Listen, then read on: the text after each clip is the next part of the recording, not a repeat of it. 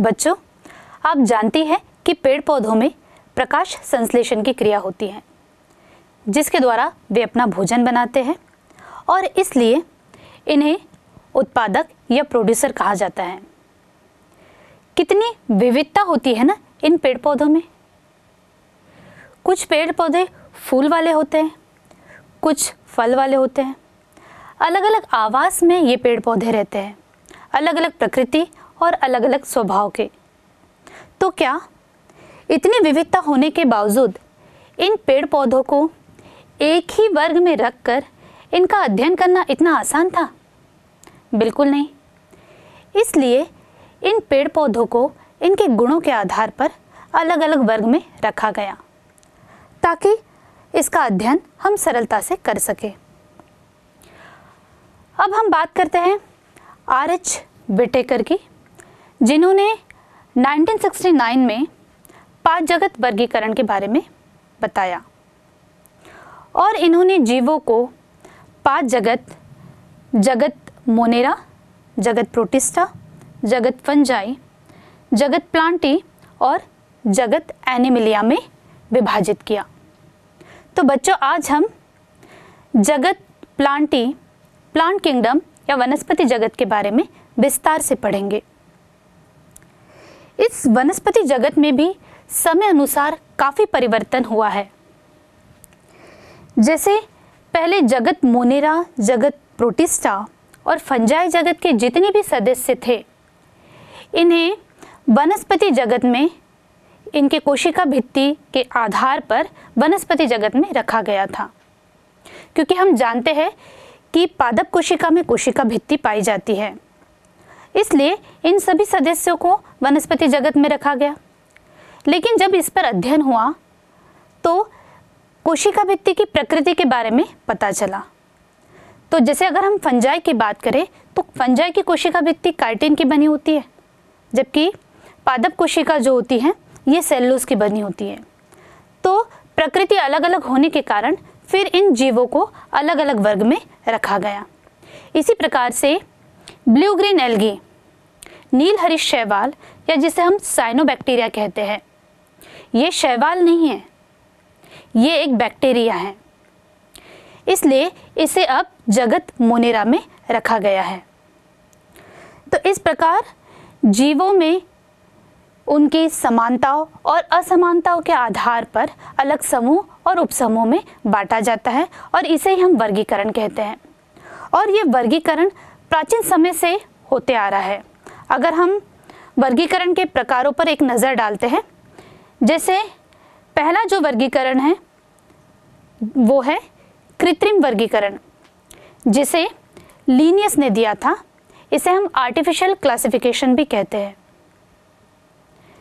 Linnaeus ने क्या किया, जब पेड़ पौधों को उनको अलग अलग वर्ग में रखना था, तो पेड़ पौधों को जब इन्होंने रखा तो केवल मॉर्फोलॉजिकल कैरेक्टर्स को ध्यान में रखा, आकारिकी गुणों को उन्होंने ध्यान में रखा, जैसे कि उसका रंग कैसा है, उनमें कितनी पत्तियां पाई जाती हैं, उनकी प्रकृति कैसी है, ऐसे बाहरी गुणों को उन्होंने ध्यान में रखा और उस आधार पर पेड़ पौधों को उन्होंने वर्ग, अलग अलग वर्ग में रखा।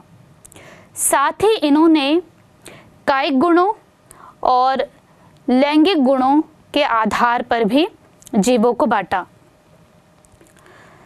और तीसरी बात यह थी कि कायिक गुणों और लैंगिक गुणों, इन दोनों को इन्होंने समान मान्यता दी, जो कि बाद में इसे स्वीकारा नहीं गया, क्योंकि कायिक गुण जो होते हैं ये पर्यावरण के अनुसार बदलते रहते हैं। इसलिए इसे बाद में अस्वीकार कर लिया गया। दूसरा वर्गीकरण है प्राकृतिक वर्गीकरण, नेचुरल क्लासिफिकेशन। इसे बेंथम और हुकर ने दिया। इसमें जीवों में प्राकृतिक समानताओं पर यह वर्गीकरण आधारित है। बेंथम और हुकर ने बाह्य गुणों को तो ध्यान में रखा ही, साथ ही आंतरिक गुणों पर भी इन्होंने विशेष ध्यान दिया, जैसे कि जीवों की आंतरिक संरचना कैसी है, उनके शरीर की आंतरिक संरचना कैसी है, उनका भ्रूणीय विज्ञान मतलब उनके भ्रूण की संरचना कैसी है, साथ ही इन जीवों में, इन पेड़ पौधों में किस प्रकार के रसायन बनते हैं या स्रावित होते हैं, इन पर भी इन्होंने विशेष ध्यान दिया। इसके बाद जो तीसरा वर्गीकरण है वो है जातिवृत्तीय वर्गीकरण तंत्र, जिसे फाइलोजेनेटिक क्लासिफिकेशन सिस्टम कहते हैं। ये जो वर्गीकरण है जिसे अभी स्वीकार कर लिया गया है, मतलब अभी जो वर्गीकरण होता है ये जातिवृत्तीय वर्गीकरण के आधार पर ही होता है। इसमें जीवों के विकासी सिद्धांत पर ये वर्गीकरण आधारित है। जैसे कि यहाँ पर आप देख रहे हैं, ये एक वंशावली पेड़ आपको दिखाई दे रहा है और इसकी जो शाखाएं हैं, ऊपर में जो सदस्य आपको दिख रहे हैं, ये एक ही वर्ग में रखे गए हैं। इसका मतलब ये है कि समान टैक्सा के सभी सदस्यों के पूर्वज भी समान थे। अब हम बात करते हैं, वैज्ञानिक जब वर्गीकरण करते हैं तो उन्हें बहुत सारी कठिनाइयों का सामना करना पड़ता है, बहुत सारी कन्फ्यूज़न उन्हें होते हैं। तो इन्हीं समस्याओं को हल करने के लिए वे बहुत सारे स्रोत और बहुत सारी सूचनाओं की सहायता से वर्गीकरण करते हैं, और ख़ासकर तब जब किसी प्रकार का जीवाश्मी प्रमाण उपलब्ध ना हो। इसलिए कुछ और भी वर्गीकरण है जिसकी सहायता ली जाती है, जैसे कि संख्यात्मक वर्गीकरण या न्यूमेरिकल टैक्सोनॉमी। इसमें कंप्यूटर की सहायता ली जाती है, और कंप्यूटर में क्या किया जाता है, किसी भी जीव के गुणों को नंबरिंग दी जाती है, और ये गुण कितने भी हो सकते, 1 से 100 तक भी हो सकते, 1 से 1000 तक भी हो सकते हैं। सभी गुणों को नंबरिंग दी जाती है। नंबरिंग देने के बाद इनको कोड भी दिया जाता है, फिर उसकी प्रोसेसिंग होती है। इसकी खास बात यह है कि जितने भी गुणों को नंबरिंग दी जाती है, इन सभी गुणों को समान मान्यता दी जाती है। दूसरा जो वर्गीकी है वो है कोशिका वर्गीकी, साइटोटैक्सोनॉमी। इसकी सहायता से भी जो टैक्सोनॉमिस्ट है ये अपने कन्फ्यूज़न को दूर करते हैं। इसमें क्या किया जाता है, कोशिका के अंदर में जो केंद्रक होता है उनकी गुणसूत्रों की संख्या के आधार पर, या उनकी रचना कैसी है, अगर उनमें जो सेंट्रोमियर है उसकी पोजीशन कैसी है, इस आधार पर भी वर्गीकरण किया जाता है। और जो तीसरा वर्गीकरण है वो है कीमोटैक्सोनॉमी या रसायन वर्गीकी। तो रसायन वर्गीकी की सहायता से किसी भी पेड़ पौधे में स्रावित होने वाले रसायन के बारे में पता करते हैं, और ये भी देखा जाता है कि क्या इस प्रकार के रसायन दूसरे पौधों में भी स्रावित हो रहे हैं या इनमें कुछ अलग रसायन स्रावित हो रहे हैं, इनको ध्यान में रखा जाता है, और इस आधार पर यह वर्गीकरण होता है। वनस्पति जगत, प्लांट किंगडम, इन्हें 2 उपजगत में बांटा गया है। पहला क्रिप्टोगैम, जिसमें बीज रहित पौधे आते हैं। दूसरा फेनोरोगैम्स, बीज सहित पौधे। क्रिप्टोगैम्स को पुनः 3 वर्गों में बांटा गया है। पहला थैलोफाइटा, दूसरा ब्रायोफाइटा, तीसरा टेरिडोफाइटा। थैलोफाइटा का शरीर जड़, तना, पत्ती में विभेदित नहीं होता है। इनमें संवहन तंत्र भी अनुपस्थित होता है। जनन लैंगिक और अलैंगिक दोनों प्रकार से होता है। इनके सदस्य हैं शैवाल, लाइकेन, कवक। ब्रायोफाइटा का शरीर जड़, तना, पत्ती में विभेदित नहीं होता है। इनमें संवहन तंत्र अनुपस्थित होता है। जनन लैंगिक, अलैंगिक। इनके सदस्य है मॉस, लिवरवर्ट। टेरिडोफाइटा में शरीर जड़, तना, पत्ती में विभेदित होता है। इनमें संवहन तंत्र भी उपस्थित होता है, और जनन लैंगिक, अलैंगिक दोनों प्रकार से होता है। इनके सदस्य हैं फॉर्न। फेनोरोगैम्स को 2 भागों में बांटा गया है। जिम्नोस्पर्म अनावृत्त बीजी पौधे, एंजियोस्पर्म आवृत्त बीजी पौधे। जिम्नोस्पर्म को पुष्पविहीन पौधे कहते हैं।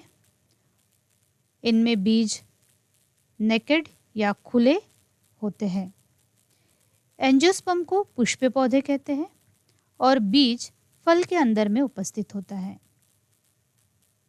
जिम्नोस्पर्म के सदस्य है पाइनस, साइकस। एंजियोस्पर्म को पुनः दो भागों में बांटा गया है, एक बीजपत्री पौधे और द्विबीजपत्री पौधे। एक बीजपत्री पौधे जिन्हें मोनोकोटिलिडन्स कहते हैं, द्विबीजपत्री पौधे डाइकोटिलिडन्स। थैलोफाइटा का पहला सदस्य है शैवाल, जिन्हें हम एल्गी भी कहते हैं। आपने शैवाल को अपने आसपास देखा है? हम काई की बात कर रहे हैं। यहाँ पर आप देख सकते हैं हरे रंग की काई आपको दिखाई दे रही है। आपने इसे पानी में देखा होगा। हरे रंग की शैवाल के अलावा लाल और भूरे रंग की भी शैवाल होती है, जो जनरली हम अपने आसपास नहीं देखते हैं। ये समुद्र में पाई जाती है। ये शैवाल जो होती है, इनमें क्लोरोफिल पाया जाता है और इस वजह से ये स्वपोषी होती है, मतलब ये अपना भोजन स्वयं बनाती है। और इनकी शारीरिक संरचना, अगर इस शैवाल को आप देखते हैं तो इनमें थैलस जैसी संरचना दिखाई देती है। इसे हम थैलॉइड कहते हैं। थैलॉइड मतलब जैसे आपने पेड़ पौधों को देखा है, पेड़ पौधों में जड़, तना, पत्ती ऐसी संरचना पाई जाती है, लेकिन अगर आप शैवाल को देखेंगे तो इनमें जड़, तना, पत्ती जैसी कोई संरचना दिखाई नहीं देती है। इसलिए हम इसे थैलस जैसी संरचना कहते हैं, जिसे हम थैलॉइड कहते हैं। शैवाल लवणीय और अलवणीय दोनों जल में पाई जाती हैं। साथ ही जहाँ पर भी नमी रहेगी वहाँ पर आपने शैवाल को देखा होगा। ये नमयुक्त पत्थरों में, मिट्टी में, लकड़ी में भी पाए जाते हैं। इसके अलावा शैवाल लाइकेन में भी होती है। बच्चों, आपने लाइकेन का नाम सुना है? ये सहजीविता का बहुत अच्छा उदाहरण है। लाइकेन दो जीवों से मिलकर बनता है। एक होता है शैवाल और दूसरा होता है कवक। और शैवाल और कवक के मिलने से इनका मिलाप होता है, इस प्रकार से होता है कि हम इसे चाहकर भी अलग नहीं कर सकते हैं। इसी को हम लाइकेन कहते हैं। इसके अलावा ये शैवाल प्राणियों में भी पाई जाती है। जैसे यहाँ पर आप देख सकते हैं स्लॉथ बियर, ये स्लॉथ रिच है। इसके ऊपर में हरे रंग का जो आपको दिखाई दे रहा है, ये शैवाल है। तो प्राणियों के संगठन में भी शैवाल पाई जाती है। अब हम बात करते हैं शैवाल के माप और आकार की। इनका आकार कैसे होता है? तो शैवाल के जितने भी सदस्य होते हैं, इनका आकार सूक्ष्मदर्शी से लेकर विशालकाय शैवाल भी होते हैं। तो सबसे पहले हम बात करते हैं सूक्ष्मदर्शी, मतलब एक कोशिकीय शैवाल की, जो कि होता है क्लेमाइडोमोनास। इसे हम माइक्रोस्कोप की सहायता से देख सकते हैं। इसके अलावा कुछ शैवाल ऐसे होते हैं जो कॉलोनी में पाए जाते हैं। कॉलोनी में होते हैं, जैसे यहाँ पर आप देख सकते हैं वॉल्वॉक्स की कॉलोनी आपको यहाँ पर दिखाई दे रही है। इसके अलावा कुछ शैवाल ऐसे होते हैं जो फिलामेंटस होते हैं, तंतु जैसी संरचना इनकी होती है, तंतुमयी होते हैं, जैसे कि यूलोथ्रिक्स और स्पायरोगैरा। ये तंतु जैसी संरचना आपको दिखाई दे रही है। और कुछ शैवाल बहुत ही विशाल होते हैं, जैसे कि केल्प। अब हम बात करते हैं शैवाल में जनन कैसे होता है। शैवाल में जनन 3 प्रकार से होता है। कायिक जनन, वेजिटेटिव रिप्रोडक्शन, अलैंगिक जनन, असेक्सुअल रिप्रोडक्शन, और लैंगिक जनन, सेक्सुअल रिप्रोडक्शन। पहले हम बात कर रहे हैं कायिक जनन की। कायिक जनन में शैवाल जो होती है, इनमें विखंडन होता है। जैसे कि आप यहाँ पर देख सकते हैं स्पायरोगैरा में विखंडन विधि से कायिक जनन होगा, मतलब इसका जो शरीर है ये खंडित होगा। और जब ये खंडित हो जाएगा तो हर खंड से एक नए जीव का निर्माण होगा, एक नया स्पायरोगायरा बनेगा। तो इस प्रकार की जो विधि होती है ये विखंडन होती है। तो कायिक जनन विखंडन विधि के द्वारा होता है। दूसरा जनन होता है अलैंगिक जनन, जो कि ज़ूस्पोर या बीजाणु के द्वारा होता है। ये जो ज़ूस्पोर या बीजाणु होते हैं इनमें फ्लैजिला पाया जाता है, और क्योंकि इनमें फ्लैजिला पाया जाता है इसलिए ये मूवेबल होते हैं, चल सकते हैं, चलायमान होते हैं, और ये अंकुरित होकर एक नए पौधे का निर्माण करते हैं। तो इस प्रकार का जब जनन होता है तो इसे हम अलैंगिक जनन कहते हैं। तीसरा जो जनन होता है ये होता है लैंगिक जनन। इनमें नर और मादा जनन अंग भाग लेते हैं, और ये 3 प्रकार से होता है। पहला होता है समयुग्मकी, दूसरा असमयुग्मकी और तीसरा विषमयुग्मकी। पहला आप बात करते हैं समयुग्मकी, जैसे कि नाम से ही समझ में आ रहा है, समयुग्मकी मतलब समान युग्मक। इसमें जो युग्मक होंगे इनका जो आकार होगा वो समान होगा। तो ये जो युग्मक फ्लैजिला युक्त भी हो सकते हैं या फ्लैजिला विहीन भी हो सकते हैं, दोनों प्रकार के युग्मक हो सकते हैं, लेकिन आकार कैसे होगा? दोनों का समान होगा। तो जब ये युग्मक संलयित होते हैं तो इनके संलयन से एक नए जीव का निर्माण होता है। तो इस प्रकार का जब जनन होता है तब हम इसे समयुग्मकी जनन कहते हैं, जैसे कि फ्लैजिला युक्त क्लेमाइडोमोनास और फ्लैजिला विहीन जैसे कि स्पायरोगायरा।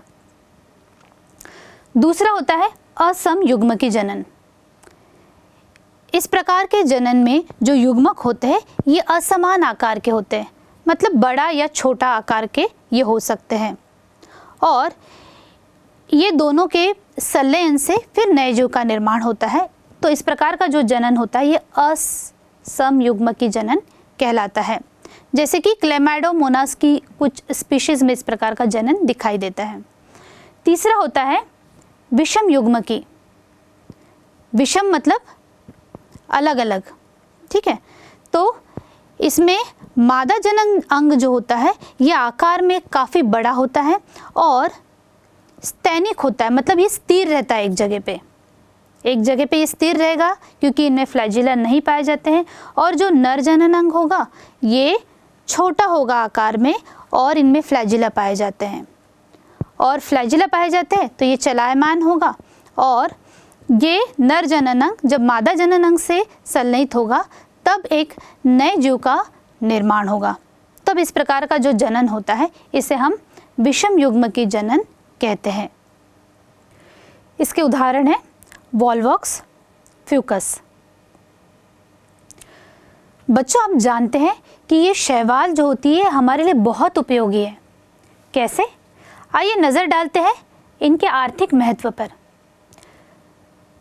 पहला इनका महत्व ये होता है कि शैवाल में प्रकाश संश्लेषण की क्रिया होती है और ये वातावरण की आधी कार्बन डाइऑक्साइड को फिक्स कर लेते हैं, स्थिर कर लेते हैं।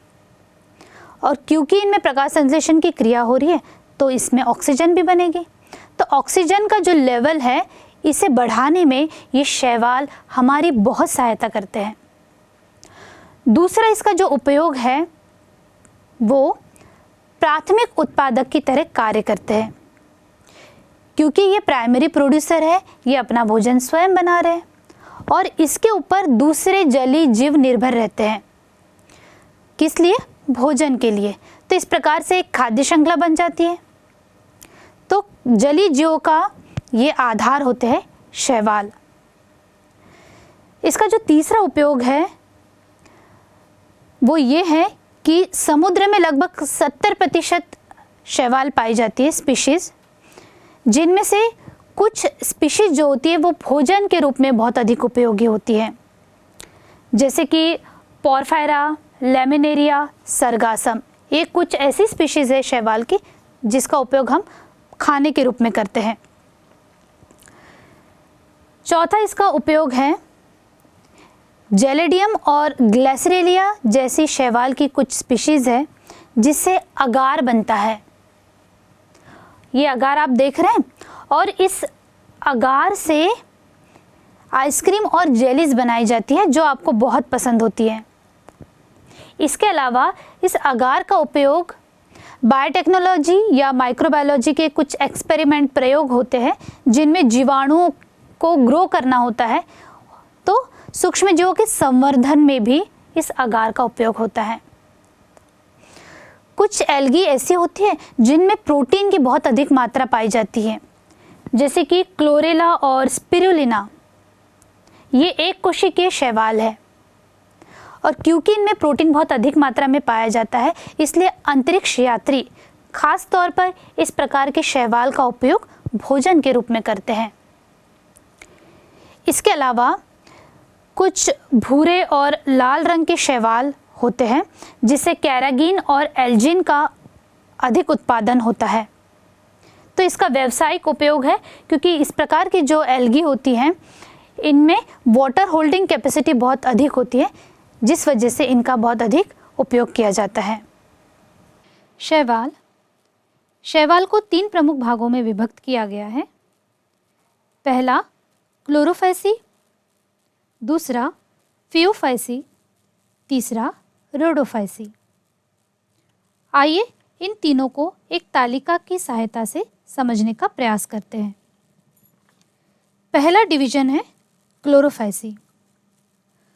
क्लोरोफाइसी के सदस्य को प्रायः हरा शैवाल कहते हैं। इनका सामान्य नाम हरा शैवाल है। इनके जो सदस्य होते हैं ये एक कोशिक कॉलोनीमय या तंतुमय हो सकते हैं।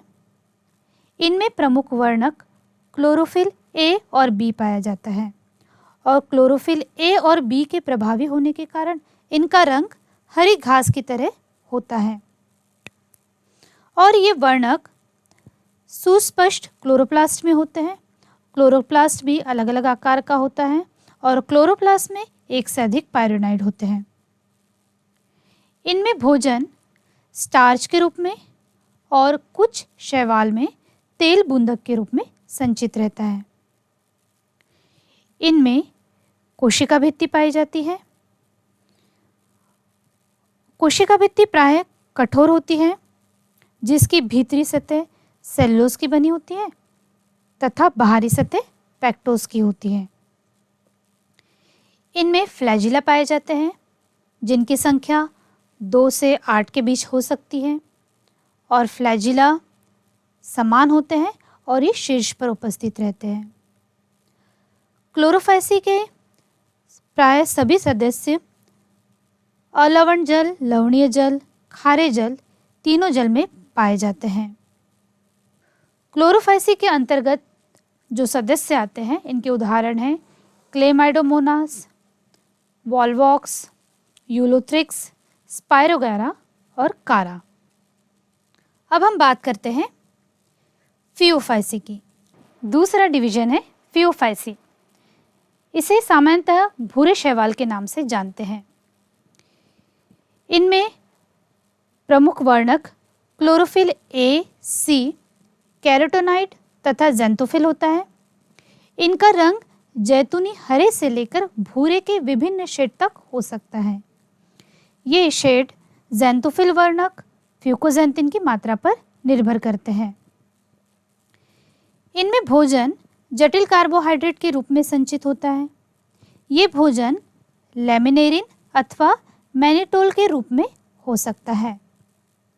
इनकी कोशिका भित्ति सेलुलोज की बनी होती है जिसके बाहर की ओर एल्जिन का जिलेटिन स्तर होता है। फ्लैजिला की संख्या इनमें 2 होती है, साथ ही ये असमान होते हैं और पार्श्व पर उपस्थित होते हैं। इनका आवास यह अलवण जल, बहुत कम खारे जल और लवणीय जल पर ज़्यादा पाए जाते हैं। इनके उदाहरण हैं Ectocarpus, Dictyota, laminaria, sargassum, Fucus. तीसरा डिवीजन है रोडोफाइसी। रोडोफाइसी इनका सामान्य नाम लाल शैवाल है। इनमें प्रमुख वर्णक क्लोरोफिल ए और डी पाया जाता है, साथ ही इसमें फाइकोइरिथ्रिन भी होता है।